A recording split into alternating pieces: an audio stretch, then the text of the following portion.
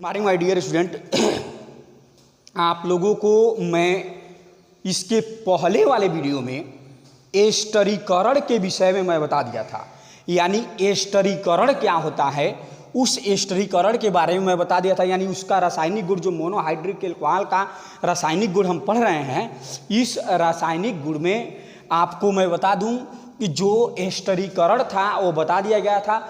अब इसके बाद नेक्स्ट हेडिंग देंगे एसिटिलीकरण। एसिटिलीकरण, अब ध्यान दीजिए, एसिटिलीकरण क्या होता है या किसे कहते हैं, ध्यान से पहले सुनिए, हमारे एक एक शब्दों को पहले सुनिएगा।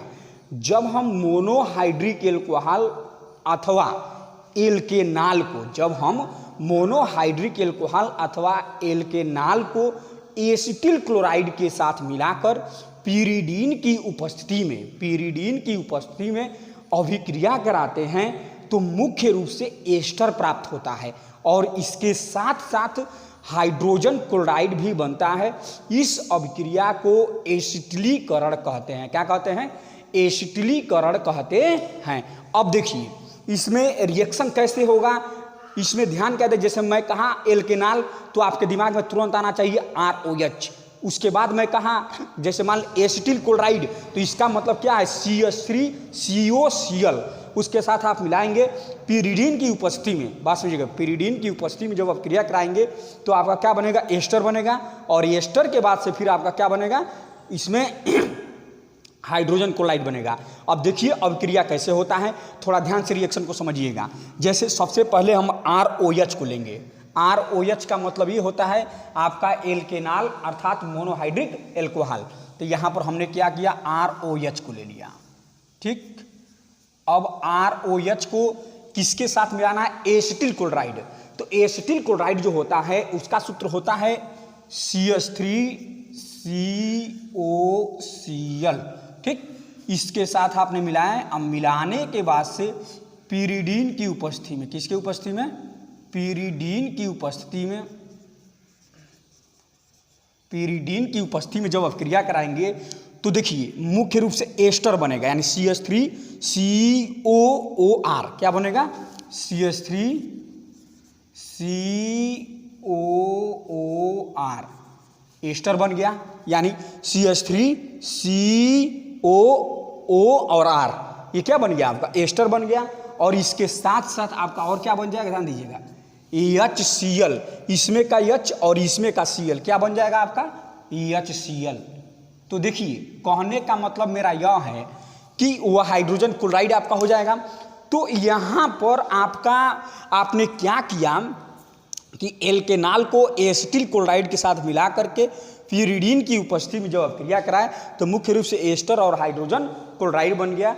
अब देखिए इसी अभिक्रिया को हम एसिटिलीकरण भी कहते हैं। अब जैसे एग्जाम्पल्स की हम बात करेंगे तो एग्जाम्पल्स भी ले सकते हैं। मान लीजिए कि R के जगह पर हमने C2H5 को ले लिया। जैसे कि मैं आपको बताया हूँ R का मतलब क्या होता है, एल्किल। एल्किल का मतलब CnH2n+1 का जो पालन करते हो, अर्थात CH3 C2H5 C3H7, बस है ना, ये सब आपका हो सकता है। ठीक, अब इसके यहाँ पर मान लीजिए C2H5 को हमने ले लिया।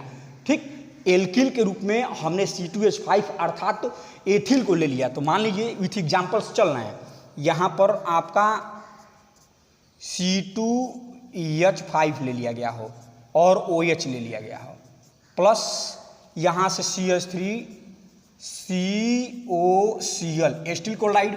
जैसे पीरिडीन की उपस्थिति है सेम वैसे ही यहाँ पर भी क्या होगा, पीरिडीन की उपस्थिति होगी।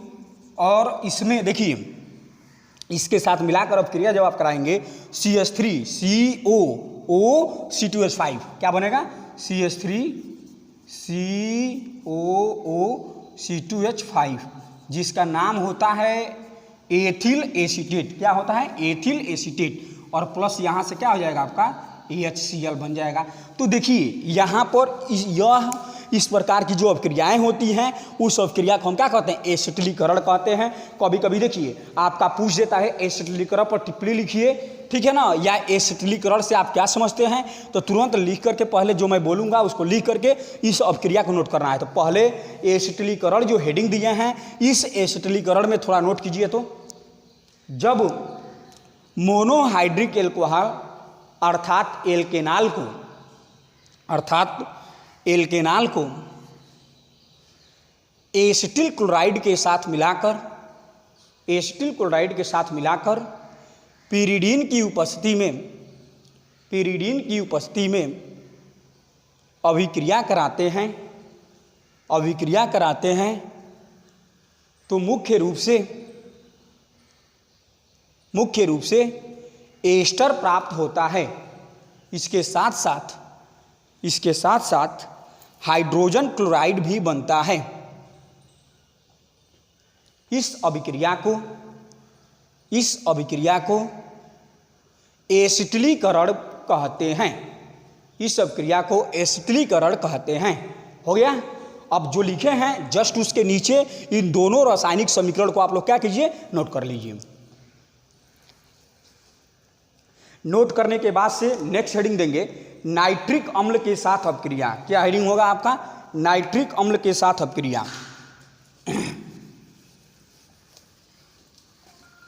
नाइट्रिक अम्ल के साथ अपक्रिया हेडिंग देंगे नाइट्रिक अम्ल के साथ अपक्रिया। नाइट्रिक अम्ल के साथ अपक्रिया, यहाँ पे हेडिंग क्या होगा आपका? नाइट्रिक अम्ल के साथ। ये भी रासायनिक गुण का अगला है, लिखेंगे यहाँ पर नाइट्रिक अम्ल के साथ अपक्रिया। नाइट्रिक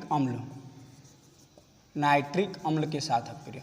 देखिए बाबू, जहाँ पर नाइट्रिक अम्ल बोला जाएगा उसका, जैसे मान लीजिए कहीं पर भी आप लिखिए तो तुरंत आपके दिमाग में उसका सूत्र आना चाहिए। जैसे उसका सूत्र होता है HNO3। क्या होता है? HNO3। ये नाइट्रिक अम्ल होता है। नाइट्रिक अम्ल से अभिक्रिया हेडिंग देंगे, या के साथ अभिक्रिया, ये भी हो सकता है अभिक्रिया। अब देखिए यहाँ पर आपको हमारी बातों को कायदे से सुनिए। पहले एक एक शब्द को दिमाग में बैठाते चलिएगा। मैं क्या कह रहा हूँ? नाइट्रिक अम्ल के साथ अपक्रिया, यानी HNO3 के साथ अपक्रिया। किसके साथ? HNO3 के साथ अपक्रिया। अब यहाँ पर किसके साथ कराना है? तो एल्केनाल के साथ कराना है। यानी हम कह सकते हैं कि जब एल्केनाल जो होता है उस एल्केनाल को नाइट्रिक अम्ल के साथ मिलाकर अपक्रिया कराते हैं तो मुख्य रूप से एल्किल नाइट्रेट प्राप्त होता है और उसके साथ साथ जल भी बनता है। जैसे देखिए अपक्रिया कैसे होगा, जो मैं ROH लेंगे, ROH यहाँ पर ले लिया गया और इसको हमने क्या करेंगे, किसके साथ मिलाएंगे? तो HNO3 के साथ, यानी HNO3 ये नाइट्रिक अम्ल हो गया। इसके साथ मिला करके जब हम अपक्रिया कराएंगे तो देखिए क्या होगा, RNO3 क्या बनेगा? RNO3 जिसका नाम होता है alkyl nitrate. RNO3 alkyl nitrate और H इसमें का और OH इसमें का क्या बन जाएगा आपका? जल, यानी H2O बन जाएगा। ठीक ना? तो ये आपका जल हो गया। यानी हम कह सकते हैं कि जब हम एल्केनाल अर्थात मोनोहाइड्रिक अल्कोहल को नाइट्रिक अम्ल के साथ मिलाकर अपक्रिया कराते हैं तो मुख्य रूप से एल्किल नाइट्रेट प्राप्त होता है और इसके साथ साथ क्या होता है? जल भी बनता है। तो जो आप रिएक्शन लिखे हैं, अब मान लीजिए इसका एक उदाहरण मैं बता रहा हूँ, उसको थोड़ा ध्यान से देखिएगा। जैसे कि मान लीजिए विथ एग्जांपल्स के लिए हम चलेंगे, ये R एल्किल है तो एल्किल के जगह पर मैं आपसे कहा हूँ कि जैसे मान लीजिए जो CnH2n+1 का पालन करते होंगे उनको हम ले सकते हैं। तो यहाँ पर मान लीजिए CH3 ले लिया गया हो या C2H5 ले लिया गया हो, तो मान लीजिए कुछ भी आप ले सकते हैं। मान लीजिए कि C2H5 ही लिया गया हो तो एग्जाम्पल्स में यहाँ पर C2H5 ले लिया गया हो, OH है तो OH ले लिया गया हो, प्लस यहाँ से HNO3 नाइट्रिक अम्ल हो गया। इसके साथ हम मिलाएंगे, मिलाने के बाद से देखिए क्या होगा, C2H5NO3 क्या बनेगा यहाँ पर? C2H5NO3 यह एथिल नाइट्रेट हो गया। अब प्लस H इसमें का OH इसमें का क्या बन जाएगा? H2O बन जाएगा, यानी जल बन जाएगा। ठीक, तो इस प्रकार से हमारा क्या हो जाएगा? एथिल नाइट्रेट और जल बन जाएगा। ठीक ना? जैसे कि मान लीजिए अगर यहाँ पर हमने एग्जाम्पल्स में यहाँ पर CH3 ले लिए हों, CH3OH ले लिया गया हो, प्लस यहाँ से देखिए HNO3 ले लिया गया हो, तो यहाँ पर क्या हो जाएगा आपका? ध्यान दीजिए, यहाँ से देखिए CH3NO3 क्या होता है?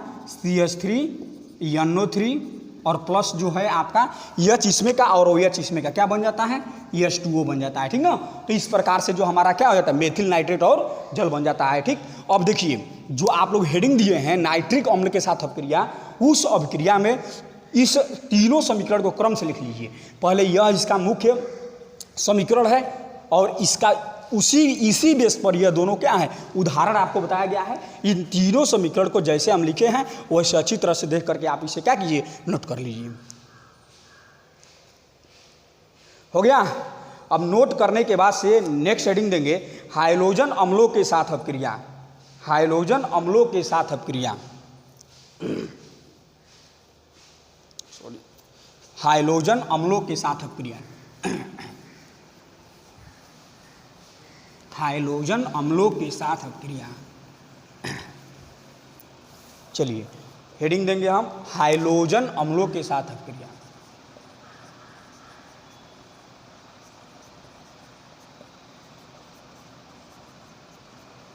अम्लों के साथ अभिक्रिया।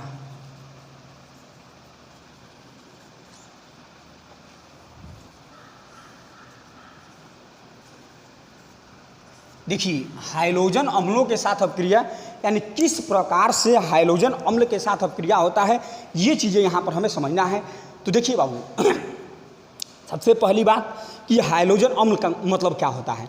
जैसे जो HX टाइप के अम्ल होते हैं, जैसे H जहाँ H हाइड्रोजन और X जो है हाइड्रोजन होता है, तो इस टाइप के जो आपके अम्ल होते हैं, इस अम्ल को हम क्या कहते हैं, हाइड्रोजन अम्ल कहते हैं। ठीक, ये क्या कहलाते हैं, हाइड्रोजन अम्ल कहलाते हैं।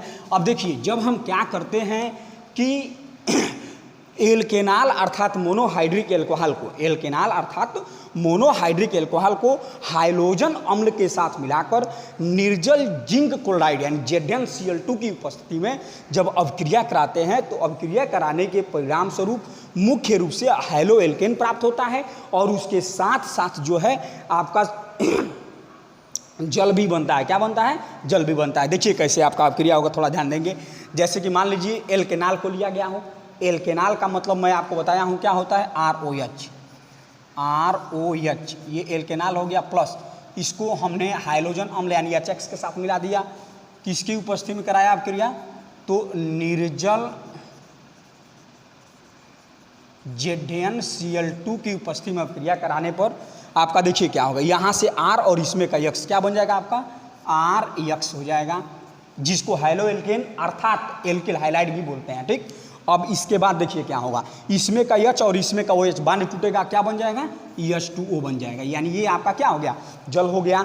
जैसे अब इसी को एग्जाम्पल्स के रूप में लेना चाहते हैं तो कैसे हो सकता है, जैसे मान लीजिए यहाँ पर आपका R है तो यहाँ पर CH3 ले लीजिए, CH3OH प्लस HCl को ले लीजिए और यहाँ पर किसके उपस्थिति में, मान लीजिए निर्जल ZnCl2 की उपस्थिति में अभिक्रिया कराएंगे तो CH3Cl क्या बनेगा, CH3Cl प्लस यहाँ से H और OH क्या बन जाएगा आपका, H2O बन जाएगा, यानी ये जल बन जाएगा।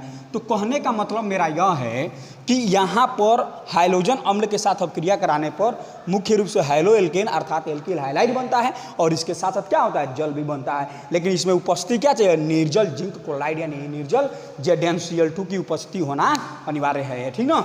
अब देखिए इसमें जैसे हाइड्रोजन आयोडाइड के साथ कराते हैं तो उस समय लाल फास्फोरस की उपस्थिति चाहिए। बात किसकी उपस्थिति चाहिए, लाल फास्फोरस की उपस्थिति चाहिए और 423 केल्विन टेम्परेचर होता है, जो आपको आगे बताया जाएगा। लेकिन पहले यहाँ पर अभी मुख्य बातें आप समझते चलिए। अब देखिए इसके बाद जो है आप नेक्स्ट हेडिंग देंगे फास्फोरस पेंटाक्लोराइड के साथ अभिक्रिया। किसके साथ, फास्फोरस पेंटाक्लोराइड के साथ अभिक्रिया। देखिए बाबू, फास्फोरस पेंटाक्लोराइड का मतलब ये होता है, उसका सूत्र होता है PCl5। क्या होता है, PCl5 यानी फास्फोरस पेंटाक्लोराइड। तो देखिए जब हम क्या करते हैं एल्केनाल अर्थात जो देखिए एल्केनाल अर्थात मोनोहाइड्रिक एल्कोहल को, ठीक है ना, किसके साथ मिलाएंगे, PCl5 फास्फोरस पेंटाक्लोराइड के साथ मिलाकर अभिक्रिया कराते हैं तो मुख्य रूप से एल्किल क्लोराइड प्राप्त होता है। क्या प्राप्त होता है, एल्किल क्लोराइड प्राप्त होता है। इसके साथ साथ फास्फोरस ऑक्सी ट्राइक्लोराइड क्या बनता है, फास्फोरस ऑक्सी ट्राइक्लोराइड और हाइड्रोजन क्लोराइड भी बनता है। अब देखिए अभिक्रिया कैसे होगा, जैसे ध्यान दीजिए, सबसे पहले हेडिंग देंगे हम लोग PCl5 के साथ अभिक्रिया के साथ अभिक्रिया।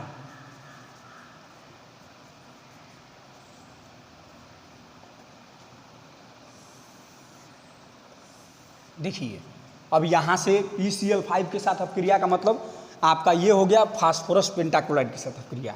कैसे अपक्रिया होगा, तो देखिए क्या चाहिए, ROH चाहिए और किसी की इसमें प्रेजेंटेशन नहीं चाहिए। जैसे मान लीजिए ROH, इसको हम किसके साथ मिलाएंगे, PCl5 के साथ मिला करके और अपक्रिया कराएंगे। देखिए यहाँ से R और इसमें का Cl क्या हो जाएगा, RCl बन जाएगा, प्लस ध्यान दीजिएगा PO और 3 ठो क्लोरीन क्या हो जाएगा आपका POCl3, फास्फोरस ऑक्सी ट्राइक्लोराइड। अब इसके बाद देखिए और क्या बनेगा, फास्फोरस ऑक्सी ट्राइक्लोराइड तो बन गया, अब बचा क्या, इसमें का H बचा है और इसमें का एक ठो जो है क्लोरीन बचा है, यानी आपका क्या हो जाएगा H और Cl, ये क्या बन जाएगा आपका HCl बन जाएगा, यानी हाइड्रोजन क्लोराइड भी बन जाएगा इसके साथ। तो इस प्रकार जो है यह फास्फोरस पेंटाक्लोराइड के साथ यह अपक्रिया को क्या करता है, व्यक्त करता है, अर्थात यह अपक्रिया PCl5 के साथ होती है। ठीक, अब देखिए जैसे एग्जाम्पल्स की बात करेंगे तो मान लीजिए यहाँ पर CH3 ले लिया गया हो, CH3OH प्लस आपका क्या हो जाएगा PCl5 है, तो यहाँ पर क्या PCl5 ले लिया गया हो और यहाँ से देखिए CH3 और इसमें का Cl क्या हो जाएगा CH3Cl हो जाएगा और प्लस यहाँ से देखिए POCl3 हो जाएगा और प्लस इसमें का H और इसमें का Cl क्या बन जाएगा आपका HCl बन जाएगा। तो इस प्रकार से ये आपका क्या हो जाएगा, आपका मेथिल क्लोराइड, फिर उसके बाद से आपका क्या है फास्फोरस ऑक्सी ट्राइक्लोराइड और हाइड्रोजन क्लोराइड आपका बन गया। तो यहाँ पर आपने क्या देखा कि यह जो है एल्किल क्लोराइड के रूप में ये बना, फिर इसके बाद से आपका क्या एल्किल क्लोराइड के रूप में आपका क्या बन गया मेथिल क्लोराइड बन गया, फास्फोरस ऑक्सी ट्राइक्लोराइड बन गया और हाइड्रोजन क्लोराइड बन गया। तो इस प्रकार से जो है हमारा क्या है कि फास्फोरस पेंटाक्लोराइड के साथ मोनोहाइड्रिक एल्कोहल की अपक्रिया होती है। तो देखिए बाबू जो आप लोग हेडिंग दिए हैं फास्फोरस पेंटाक्लोराइड के साथ अपक्रिया, उसमें इस रिएक्शन को आप लोग नोट कर लेंगे और नोट करने के बाद से थोड़ा एक छोटा सा सुझाव आप लोगों से मेरा यह है कि देखिए जितनी बताया गया है वह टोटल चीज़ें आप लोग अच्छी तरह से क्या कीजिएगा नोट्स बना लीजिएगा और आज जो बताया जा रहा है उसको आज ही तैयार कर लीजिएगा, किसी भी शर्त पर तैयार कर लीजिएगा और नोट्स जरूर बनाना है। और किसी भी दिन मैं बुला करके नोट्स को चेक करता हूँ, चेक कर सकता हूँ, ठीक है ना। यदि नोट्स नहीं रहेगा तो निश्चित रूप से यानी क्लास से वंचित कर दिया जाएगा और आपको पढ़ना है, हर हाल में पढ़ना है तो पढ़ना है, भले ही कितना भी महामारी आ जाए, एग्जाम होगा, आप लोगों को थोड़ा सा भी लापरवाही नहीं करना है, 1% का भी लापरवाही नहीं होनी चाहिए। थोड़ा सा भी लापरवाही होगा तो फिर यह बात मान कर चलिए कि आपके जीवन के साथ अच्छा नहीं होगा। इसलिए आपसे निवेदन है कि आप लोग पढ़िए बाबू, ये बात मान कर चलिए कि पढ़ना है, ठीक है ना। बहुत जल्दी ही लगभग कॉलेज खुल भी जाएंगे, लेकिन आप लोग क्या कीजिएगा, किसी भी प्रकार का कोई भी तब तक लापरवाही मत कीजिए। ये मान कर चलिए कि ये आपदा है, सबके ऊपर है और इसको स्वीकार कीजिए और कायदे से पढ़िए। और जो समझ में नहीं आएगा 21 आपका सितंबर के बाद से कॉलेज में आकर के हमसे कंसल्ट कर लीजिएगा आप लोग, ठीक ना। उसमें कोई दिक्कत नहीं है, जहाँ से भी आपको समझ में आए वो बता देंगे। Okay, thanks for watching, bye.